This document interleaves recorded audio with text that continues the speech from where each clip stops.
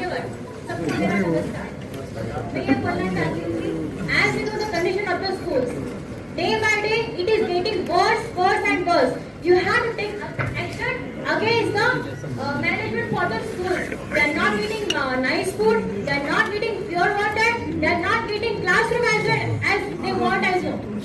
जो गरीब के बच्चे हैं, जो पुअर घर के बच्चे हैं, उनको जो खराब खान पान मिल रहा है, जो खराब पानी मिल रहा है, उसके वजह से उनकी हेल्थ पे इम्पैक्ट होता है, जिसके कारण उनको दवाखाने में पैसा भरना पड़ता है। तो मुझे ये कहना है महापौर साहिबा को कि ये चीज के पहले आप उनको एक सुविधा करनी चाहिए, म्युनिसिपल कॉर्पोरेशन को थोड़ा सा महत्व देना चाहिए।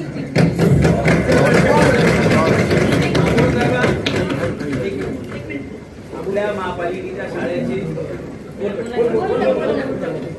महापौर साहिबा और उपमहापौर साहिबा आपको मेरी तरफ से शुभेच्छा। मी सगळ्यांना नमस्कार करते आणि सांगू इच्छिते की तुम्ही जो पॉइंट मांडलेला आहे, महानगरपालिकेच्या शाळांमध्ये जी सुविधा पाहिजे ती पाहिजेच आहे, पण त्याच्यासोबत आपल्याला जे हायजीन पाहिजे, जी डिजिटल शाळा पाहिजे मुलांना। आज आपण आपल्या शाळेतले मुलं का दुसरीकडे जात आहे, का इंग्लिश मीडियम शाळेमध्ये जात आहे, कारण आपण ती त्यांना व्यवस्थाच देत नाहीये।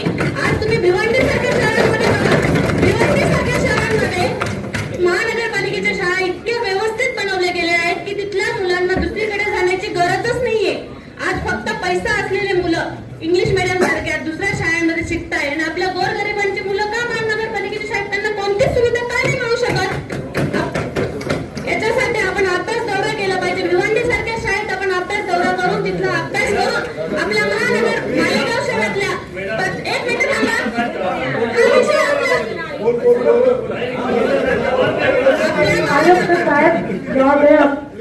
आपल्या मालेगाव शहरातल्या महानगरपालिकेमधल्या प्रत्येक मुलाला एक चांगलं शिक्षण मिळवून देण्याची जबाबदारी आपली आहे।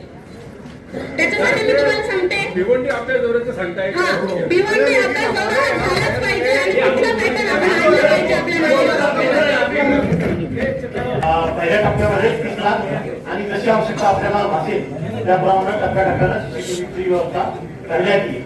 त्याशिवाय आपल्या बऱ्याचशा शाळा अतिशय खराब आहेत आणि काही दुरुस्तीच्या आहेत, तर त्यासाठी आपण पहिल्या टप्प्यात 22 कोटी आणि दुसरा 9 कोटी असा 31 कोटीचा प्रस्ताव माननीय शासनाकडे मंजुरीसाठी पाठवलेला आहे। ते आल्यानंतर त्या शाळेमध्ये